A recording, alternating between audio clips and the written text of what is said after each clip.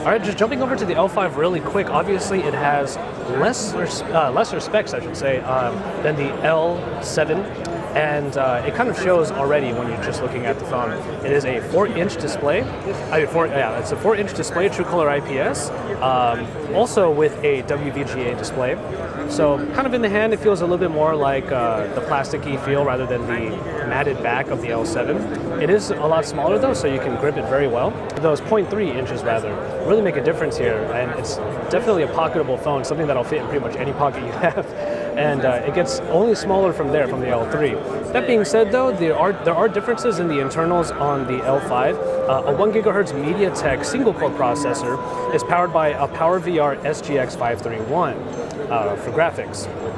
Other than that, there's a 5 megapixel camera on the back instead, and the battery is brought down to 1700 milliamp hours. Nonetheless, it is a small, like I said, there seems to be a nice sturdiness to these phones, so you can really bounce this thing around and you're probably not going to have any problems. So that is the L5 II by LG. And finally, we have the Optimus L3 II.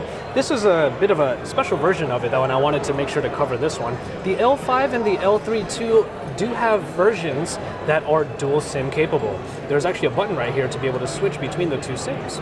So we're just going to take a look here. First of all, obviously, we're dealing with a very small 3.2-inch display. Again, an IPS display, just like the other two, and it's very small. This one has the matted back, so I'm not too sure what happened with the L5. But anyway, it feels really small in the hand. There's no other way to say it. But nonetheless, it does still feel sturdy, just like the other two phones. And to be honest, one of the nice things about this phone is the fact that the performance actually seems to be quite good.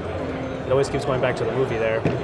So you are getting Jelly Bean 4.1 on all of these devices, so that Project Butter is definitely showing here.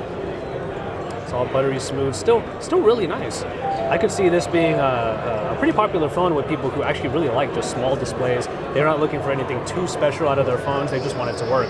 This is definitely a device that just works. That being said, underneath the screen there is a 1 gigahertz single-core MediaTek processor, just like in the L5.